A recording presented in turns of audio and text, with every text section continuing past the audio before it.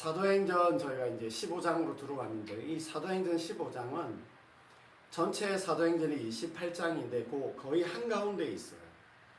한가운데 있으면서 구조적으로나 내용적으로 좀 핵심을 이룹니다. 이 15장을 통해서 이방인들에게 복음이 전해지는 이방인 선교에 대해서 공식적으로 확인하게 되고요. 또 할례를 받지 않아도 된다. 율법을 다 지키지 않아도 된다라고 하는 신학적 정립이 여기에서 이루어집니다. 만약에 여기 15장에서 다른 결론이 났다 그러면 아마 기독교는 유대교의 한 분파가 되었을 것이고요.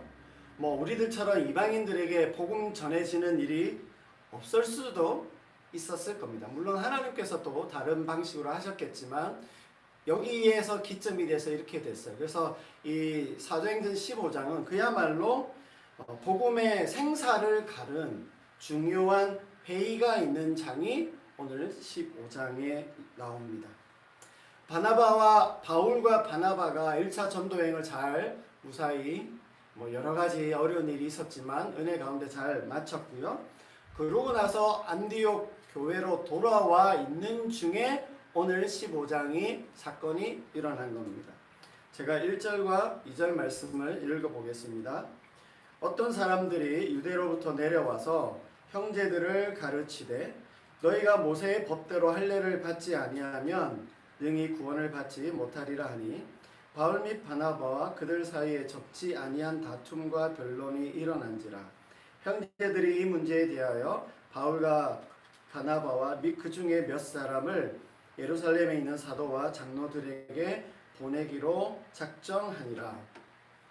안디옥 교회는요, 헬라파 유대인들 그리고 그 헬라인들, 순수 헬라인들이 다수를 차지하는 그야말로 다문화 다인종 교회였습니다. 근데 유대로부터 내려온 어떤 사람들, 유대인들이겠죠. 이 사람들이 와서는 할례 받지 않으면 구원받지 못한다라고 하는 주장을 합니다. 이 얘기가 그냥 지금 이 본문에 보시면 좀 뭔가 악의를 품고 방해하는 방해꾼처럼 보이잖아요. 근데 사실은 유대에서 내려온 이 사람들은 유대인 그리스도인들입니다. 유대인 그리스도인들로서 정말 진심으로 자신들의 어떤 신앙적 확신을 가지고 있었고요. 그리고 안디옥 교회에 대한 소문을 들었던 것 같아요. 그래서 우리가 저기 가서 좀 더 가르쳐 주자, 뭔가 좀 도움을 주자라고 생각을 하고 찾아온 일이었습니다. 근데 그들이 주장은 바울과 바나바와 당연히 다를 수밖에 없습니다. 그러니 다툼과 변론이 일어났는데 아마 그 교회 안에 격렬하고 아주 치열한 그 토론이 벌어졌을 거예요. 이때 안디옥 교회가요, 단독으로 또 독자적으로 이 문제를 해결하지 않고 상위 기관이죠, 그 모교회가 되는 예루살렘 교회의 판단을 구하기로 합니다. 그래서 오늘 2절에 보시면 바울과 바나바와 몇 사람들을 예루살렘 교회로 보냅니다. 거기 있는 사도들과 장로들 여러 사람이 함께 모여서 회의라는 걸 하죠. 이걸 소위 이제 오늘날로 치면 교단마다 하는 총회입니다. 그래서 오늘 이 15장에 나오는 내용을 예루살렘 총회라 그렇게 부르고요. 교회사에서 첫 번째 총회, 첫 번째 회의가 이 예루살렘 회의, 예루살렘 총회다. 이렇게 아시면 됩니다. 근데 여기서요, 이 안디옥 교회가 이와 같은 어떤 다른 문제, 또 뭔가 그 토론의 문제에 대해서 예루살렘 교회로 가지고 올라가서 거기서 처리하는 이 장면도 사실 안디옥 교회가 여러 면에서 모범적이지만 오늘 이 장면도 보면 참 안디옥 교회가 되게 모범적이다 할 수 있습니다. 왜냐하면 이 문제에 대해서 안디옥 교회가요, 리더들 몇 사람들만 모여서 자기들끼리 이러쿵저러쿵 쿵떡쿵떡 해가지고 그렇게 의논한 게 아니라 교회 전체가 함께 모여서 이 의견을 의견에 대해서 나누는 시간을 가졌다라고 하는 겁니다. 그래서 형제들이 2절에 보면 형제들이라는 말이 그런 것이고요. 그리고 충분히 사도 바울도 있었고 바나바도 있었기 때문에 자체적으로 이 문제에 대해서도 해결할 수 있었지만 그 상위 권위자인 그 예루살렘 교회를 존중해서 그 의견을 듣겠다라고 하는 겁니다. 단독으로 독자적으로 행동하지 않고 있는 것을 봅니다. 여러분, 이런 안디옥 교회의 이런 어떤 회무라 할까요? 어떤 이 문제에 대해서 처리하는 걸 보면 아무리 옳은 일이라고 하더라도요, 옳은 방식으로 해야 한다라고 하는 것을 여기서도 좀 볼 수 있어요. 여러분, 그렇죠?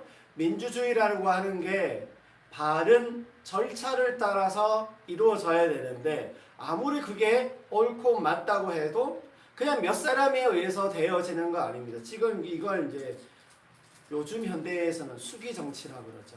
이게 다 어떤 민의를 거쳐서 하는 이런 제도를 가지고 있는데 이게 교회 안에서도 이래야 됩니다. 그래서 사실 교회 안에 뭐 맨 위에 이제 당회가 있지만 그 전체 또 교인들의 회의가 있고 그 당회에는 교인들의 의견들을 잘 모아야 되고 뭔가 중요한 결정을 해야 될 때는 투표를 통해서 그것이 이루어지게 해야 한다라고 하는 겁니다. 내가 리더이고 내가 옳다고 해서 다른 권위들을 무시해서는 안 된다라고 하는 겁니다. 이게 모든 경우에 다 이게 저는 맞다고 생각하지는 않지만 개인의 확신이라고 하는 것도 저는 중요한데 이 개인의 확신보다는 우선적으로 공동체의 어떤 공적 이익, 연합을 추구해야 한다라고 생각합니다. 이게 교회도 마찬가지고요.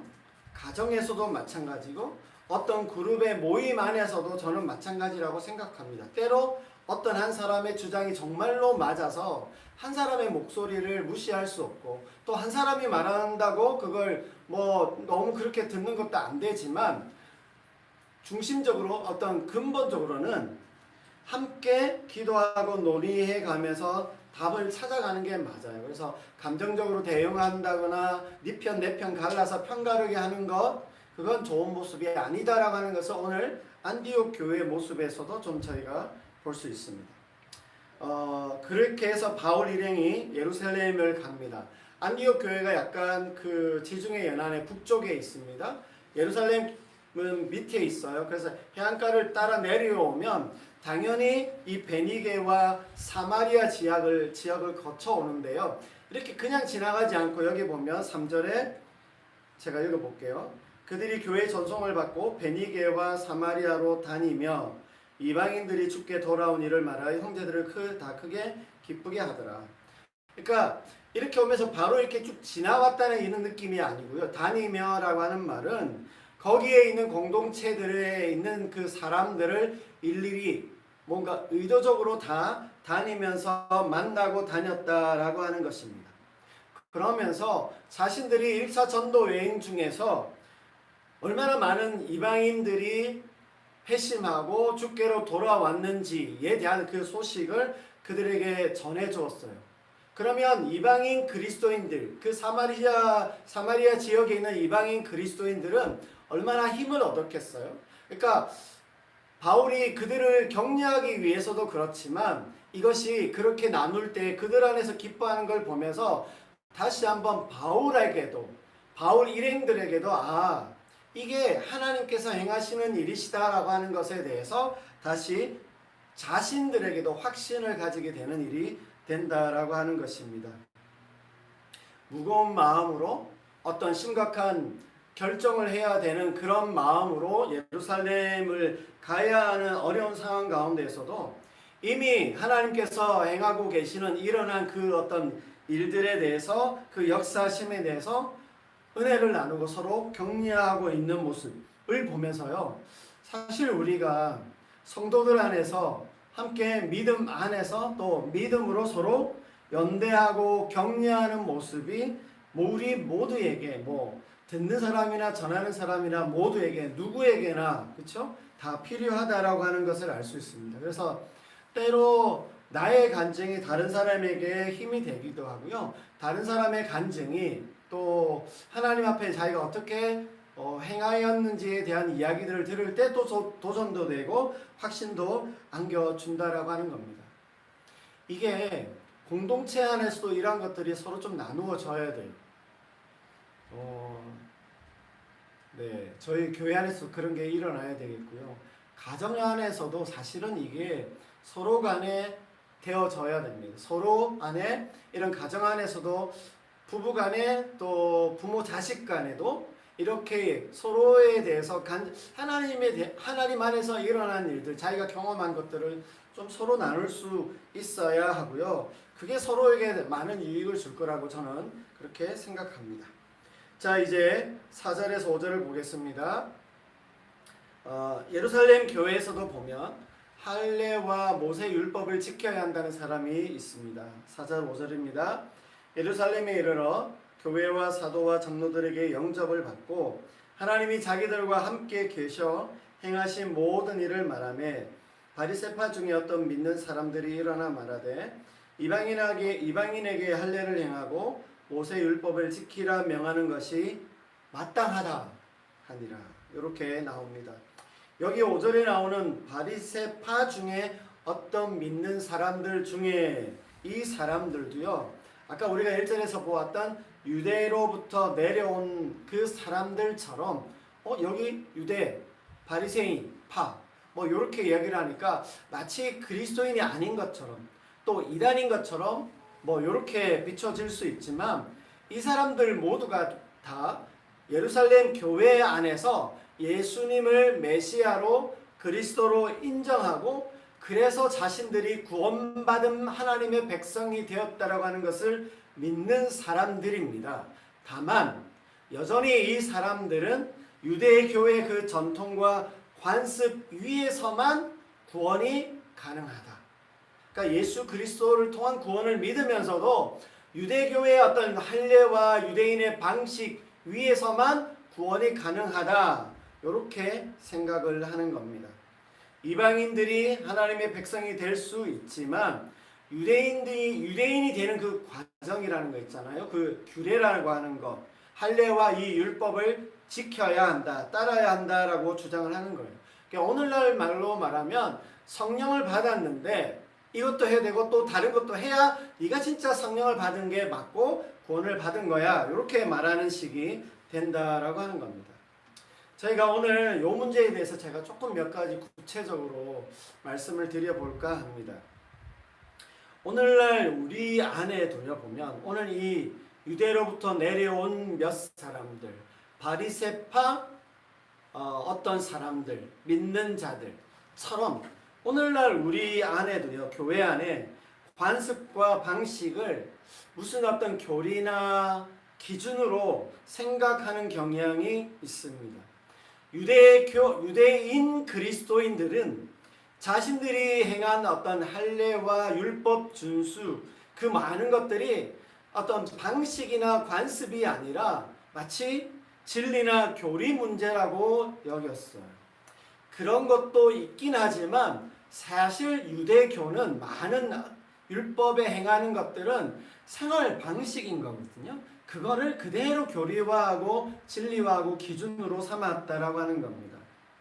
요거에 대해서 제가 오늘 좀 저희가 다 알고 계신 내용인데 좀 이야기를 하려고 하는데, 저는 이런 얘기를 할 때면 제가 항상 여러 가지 걱정도 많이 하고 염려를 많이 해서 저는 되게 진보적이고 자유로운 사람이라고 생각을 했지만 저는 보수주의자구나라고 하는 생각을 하게 되는데 이렇습니다. 여러분, 이게 우리가 자유한다라고 하는 게 있긴 하지만 방종간 좀 다릅니다.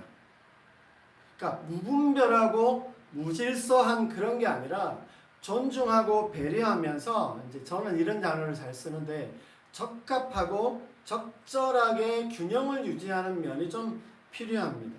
제가 이렇게 노파심을 많이 보이는 거 보면 제가 다분히 보수적인 사람인 게 맞아요. 왜냐하면 똑같은 건데도요, 어느 때는 그게 되고 또 어느 때는 조심하고 경계해야 되는 일이라고 저는 그렇게 생각합니다. 아무튼 그럼에도 불구하고 오늘날 한국 교회 안에, 우리 교회 안에 보면 절대화하고 규범화하고 있는 그 방식들이 많고 또 그걸 고집하는 경향이 우리에게 있다라고 하는 걸 한번 생각해 보면 좋겠습니다.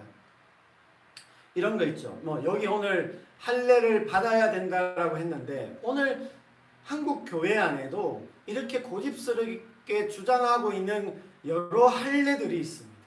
할례들이 있는데 이런 거 있죠. 대표적인 게 뭐예요? 예배 때 찬송가 불러야 된다. CCM 그거 되게 세속적이야. 뭐 여러 가지 지금도 여러 가지 논쟁이 있고 말이 있습니다. 제가 신학교 입학했을 땐 어떤 교수님이 뭐 저희 사경회 하면서 찬송가만 불러야 된다고 그렇게 또 이야기하셔가지고 막 학생들하고 또 엄청 토론을 한 적이 있는데요. 그리고 옷차림 주일에 양복 입어야 된다. 저희 교단은 저희 아시죠? 보심 수련회 때 대학생들 대상으로 수련회 강사가 넥타이 매지 않았다고 저 지금 매지하고 있는데요. 징계 먹었어요. 그래서 어떤 캐주얼한 옷차림, 저는 지금 이제 조금 타이하지 않고 좀 편하게 좀 캐주얼한 옷차림으로 예배에 지금 계속 참석하고 있는데 그런 거. 그래서 저는 아직도 좀 사실 힘들긴 한데 민소매 같은 거 그걸 예배에 막 오는 거 그거 어렵긴 한데 그러니까 적절성이라고 하는 차원에서 한번 생각해 보면 좋겠는데 제한하기는 어렵지 않나. 방언하지 않으면요 성령 충만하지 못하다. 근데 또 한편에서는 방언은 이단적이다 그렇게 이야기를 하기도 하고요. 목사님의 자녀들이 다 잘 돼야 돼요. 좋은 학교를 가야 되고요. 뭐 그렇게 해야 돼요. 그렇게 하면 목사님 기도 잘못했고 저 목사님이 뭔가 문제가 있어서 자녀들이 저런다. 그렇게 생각하는 경향도 있습니다. 직업도 마찬가지입니다. 근데 그런 직업, 뭐 요즘은 저희가 이게 주일 지키는 직업을 우리가 최대한 예배에 지킬 수 있도록 해야 되는데 그 직업적인 면에서도 교대 근무를 하게 되는 일들이 있게 되면 그런 직업을 어떻게 선택했냐라고 하는 그런 이야기도 하고요. 가난한 거 믿음이 부족해서라 그런 얘기도 많이 합니다. 복을 받았는데 왜 가난하냐 뭐 요렇게 판단하죠. 그리고 어떤 영적인 어떤 척도같이 생각하는 게 뭐가 있어요. 대표적인 게 뭐 11조가 있고 새벽 기도가 있고 너 몇 명 전도 해봤어? 그리고 성경은 몇 번이나 읽어봤니? 뭐 요렇게 물으면서 그 사람의 어떤 신앙의 어떤 진심을 좀 오해하고 판단하는 그런 경향들을 봅니다. 사실 이 정치적인 문제도 진보냐 보수냐라고 하는 어떤 진영에 따라서 그 사람을 쉽게 판단하게 되어지는 것 있습니다. 여러분 가장 요즘 예민한 문제가 뭡니까? 차별금지법입니다. 차별금지법에 대해서 동성애 문제에 대해서 가장 교회에 첨예한 문제인데요. 어떤 분이 그러시더라고요. 지금 최근에 자기가 출석하는 교회에 거의 모든 기도와 모든 설교 안에 이 차별금지법에 대한 이야기를 하신대요. 언급하신대요. 그리고 되게 사단적이고 하나님을 대적하는 일이라고 그렇게 하면서 이 차별금지법에 찬성하느냐 반대하느냐에 따라서 마치 구원받냐 못 받느냐라는 게 나뉘는 것처럼 그렇게 이야기한다는 이야기를 들었습니다. 제가 앞에서도 말씀드렸지만 이 문제에 대해서 뭐 이야기를 하자는 게 아니고요. 적합성과 적절한 그 균형들 안에서 너무 일방적인 어떤 잣대와 기준을 들이대는 것은 좀 조심해야 한다. 저는 그렇게 생각합니다. 저는 분명히 그리스도인다운 생활 습관이나 방식이라는 게 방종의 차원이 아니라 자유한 어떤 균형 속에 조화롭게 이루어져야 된다고 생각하는데요. 너무 지나치게 어떤 그런 방식들을 가지고 혐오와 배제를 조장하는 그런 어떤 일들은 오히려 복음을 방해하고 있다. 저는 그렇게 생각합니다. 문신한 청년이 왔어요. 어떻게 하실 겁니까? 어떤 교회는 문신한 청년이 와서 회개를 열심히 하는데 그 청년에게 뭐라고 이야기하는 줄 아세요? 뭐라고 이야기할까요? 야, 문신 지우고 와. 문신 지우고 와. 그 얘기부터 한다는 거예요. 이혼한 여성이 교회를 나와서 뜨겁게 하나님 앞에 은혜 받고 뭔가 섬기려고 하는데 이혼했다는 이유로 직분을 주지 않고 봉사하게 하지 못하게 하고 쉬쉬거린다라고 하는 것입니다.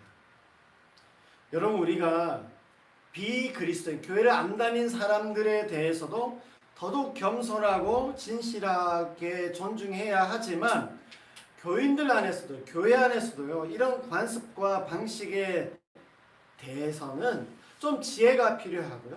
진짜 사랑 안에서 그것을 바라볼 수 있고 용납할 수 있는 태도가 우리에게는 필요하다라고 하는 것을 한번 다시 생각해 보면 좋겠습니다. 자, 이 내용이 어떻게 결론 지어지는지 6절에서 11절까지 말씀을 보겠습니다. 6절입니다. 사도와 장로들이 이 일을 의논하러 모여 많은 변론이 있은 후에 베드로가 일어나 말하되 형제들아, 너희도 알거니와 하나님이 이방인들로 내 입에서 복음의 말씀을 들어 믿게 하시려고 오래전부터 너희 가운데서 나를 택하시고 또 마음을 아시는 하나님이 우리에게와 같이 그들에게도 성령을 부어 증언하시고 믿음으로 그들의 마음을 깨끗이 하사 그들이나 우리나 차별하지 아니하셨느니라. 그런데 지금 너희가 어찌하여 하나님을 시험하여 우리 조상과 우리도 능히 매지 못하던 몽해를 제자들의 목에 두려느냐. 그러나 우리는 그들이 우리와 동일하게 주 예수의 은혜로 구원받는 줄을 믿노라 하니라. 사도와 장로들이 함께 모여서 의논하는 총회로 모였습니다. 여기에 많은 변론과 논의가 있은 후에 베드로가 이 상황을 딱 정리해 주는데요. 베드로의 이 정리가 6절에서 11절까지 나오는데 네 가지 차원에서 정확하게 잘 정리를 했습니다. 여기 보시면 첫 번째는 체험적 증거를 합니다. 자신도 나도 너희와 같았는데 고넬료 가정을 통해서 하나님이 내게 체험해 주신 그걸 볼 때 성령을 주신 걸 내가 목격했다, 체험했다 라고 하는 체험적 증거를 하고 있고요. 9절에 보시면 하나님께서 마음을 아시는 하나님이 차별하지 않으신다 라고 그렇게 하나님이 어떤 하나님이신지를 증거하고 있고, 세 번째는 현실적인 고백을 합니다. 이게 굉장히 겸손하고 그야말로 메타인지가 잘 되어 있는 베드로죠. 솔직하고 진실했어요. 우리도 지키기 어려운 몽해를 왜 그들에게 지우려고 하느냐라고 하는 이런 진실한 고백을 베드로가 했고요. 마지막 네 번째는 복음의 핵심, 오늘 설교의 제목이기도 한데 우리나 그들이나 오직 주 예수의 은혜로 구원을 받는다, 이렇게 설명하고 있습니다. 베드로는요, 이 베드로의 말 속에 보면 참 베드로가 자신이 어떤 배경에 있는 사람이고 자기가 어떤 한계를 가지고 있는 사람인지를 너무 잘 알고 인정하고 있다라고 하는 걸 볼 수 있습니다. 비록 자기가 다 그것들을 이해하지 못하고 이전의 경험을 넘어서는 것이지만 하나님의 어떤 역사하심, 하나님의 그 능력을 경험하고 목격한 뒤에는 그걸 순응하고 인정했다라고 하는 것입니다. 이렇게 체험적으로 알게 되면서 겸손하게 하나님의 그 역사심에 대해서 반응하게 되고요. 열린 마음을 가지게 됐어요. 그래서 뭔가 이게 우리는 굉장히 우리가 알고 있는 지식을 영적이라고 하면서 그렇게 좀 주장하는, 제가 볼 땐 그 다소 어떤 면에서는 인간적인 고집불통 같은데요. 거기에서 이 베드로가 벗어날 수 있었다라고 생각합니다. 자신도 못하면서 남에게 요구하는 모순된 모습에서 벗어나고 자신의 이해의 어떤 그 한계를 인정하면서 반드시 이래야 해 라고 하는 것보단, 그렇죠? 겸손하고 진실된 마음으로, 저는 이것도 저의 삶의 중요한 모토인데요. 하나님이 어떻게 하시는지 보자.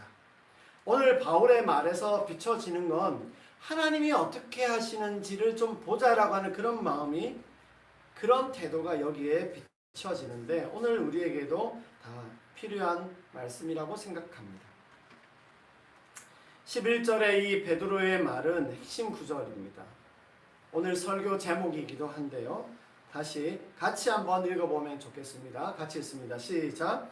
그러나 우리는 그들이 우리와 동일하게 주 예수의 은혜로 구원받는 줄을 믿노라. 베드로는요, 이방인도 우리처럼 해야 구원받는다 이렇게 말하고 있는 게 아닙니다. 우리는 그들이 우리와 동일하게 라고 이야기하면서 우리도 저들처럼 오직 은혜로 구원받는다 라고 하는 뉘앙스로 그런 어떤 의미를 담아서 이 말을 하고 있다라고 하는 것입니다. 유대인의 특권의식을 완전히 뒤집는 굉장히 겸손하고 혁신적인 고백이 이 베드로의 고백이라고 생각합니다. 여러분, 우리가 그리스도인들은요, 기독교인들은 사실 우리는 결국 천국 가고 구원받을 백성이라는 걸 확신하고 있는 사람들이잖아요. 그러다 보니까 이게 때로 우리에게 굉장히 위로가 되고 힘이 되기도 하지만 사람들과 관계 안에서 교회 다니지 않는 사람들에 대해서 때로 너무 일방적으로 극단적으로 무시하고 넌 그래도 천국 못 가잖아 이렇게 판단하면서 그 사람의 삶이나 그 사람의 모든 것 다 판단하는 그런 경향이 우리에게 있는 것 같습니다. 그러다 보니까 좀 무례하기도 하고 경솔한 어떤 태도를 보이는 경우가 있는 것 같습니다. 주 예수의 은혜로 구원받는 줄을 믿노라고 하는 이 말은요, 유대로부터 내려온 그 사람들이 했던 말, 그들이 생각하여 가지고 있던 그 태도, 예수님 플러스 알파가 필요해, 예수님 외에도 추가적으로 어떤 것이 필요해 라고 하는 그런 어떤 신앙에 대해서 오직 예수님만으로, 오직 예수님 안에서라고 하는 의미를 명확히 해준다라고 하는 겁니다. 무슨 말이에요? 나도 은혜 받은 죄인이다라고 하는, 은혜 받은 죄인이다라고 하는 이 정체성을 다시 확실하게 해준다라고 하는 겁니다. 교회 다니는 것도요, 신앙생활을 이렇게 하고 있는 것도요, 내가 직분을 맡은 것도 경제적으로 하나님이 그래도 내게 복을 주셨다라고 했을 때에도 그 모든 것들이 다 하나님의 주님의 은혜라고 하는 것을 기억하게 하는 구절이다라고 하는 겁니다. 교회 전통이나 관습, 그리고 정치적 신념이나 사회적 지위 등도 오직 예수님의 은혜로 말미암다라고 하는 것을 우리가 기억하고 감사하며 겸손한 마음을 가지고 있어야 한다라고 하는 겁니다. 여러분, 이러한 측면에서 이것이 정말 우리 안에 진심으로 들어와 있다면 주 예수의 은혜로 구원받은 우리들은 우리 교회로도 마찬가지고 우리 각자로도 마찬가지지만 참 우리의 마음의 문턱을 좀 낮추고 좀 더 다른 사람들에 대해서 좀 더 포용하고 용납할 수 있는 우리가 되어야 될 줄로 믿습니다. 말씀을 마무리하겠습니다. 여러분, 오늘날에도요, 이 복음의 본질에 인간의 조건을 덧붙이고 그게 더 필요하다라고 그걸 더 높은 판단의 기준으로 삼는 그런 어떤 모습들이 있습니다. 다분히 유대교적 그리스도인들의 태도입니다. 예수님 플러스 알파가 있어야 돼. 그 알파가 없으면 진정하지 않다라고 생각하면서 판단하는 여러 모습들이 있다라고 하는 것입니다. 오늘 본문에 유대인이나 우리나 저들이나 구원받는 유일한 길은 어떤 자격이 아니라 조건이 아니라 은혜다라고 하는 것을 우리에게 말해주고 있습니다. 나나 너나 우리 모두가 다 은혜로만 서 있다는 사실을 기억해야 합니다. 내가 그럴 만한 존재가 되어서 내가 뭔가를 해서 훌륭하게 해서가 아니라 하나님이 주신 그 크신 은혜에 내가 믿음으로 반응하는 것이 신앙입니다. 우리의 신앙은 하나님의 그 은혜에 반응해서 내가 그렇게 살아가는 것이지 그게 우리의 신앙이다라고 하는 것을 기억해야 됩니다. 본질로서의 예수님, 그리고 스타일로서 어떤 방식으로서의 어떤 비본질적인 것들을 잘 구분하고 상대방과 다른 주변의 것들을 나처럼 일방적으로 나와 같아야 된다라고 하는 그런 태도, 판단하는 것 벗어버리고요. 좀 더 그 사람들을 예수님께로 가까이 가도록 돕는 정말 은혜 받은 자의 모습으로 살아가는 우리가 되면 좋겠습니다. 우리 자신의 모습과 우리 공동체가 은혜로만 구원받는 이 신앙을 정말 진정으로 믿고 고백함으로써 우리 서로에게나 우리 안에 서로에게나 주변에 우리에게 붙여주신 그 사람들에 대해서 조금 더 용납하고 그들을 섬겨갈 수 있는 우리 모두가 되시기를 주님의 이름으로 축복합니다. 아멘.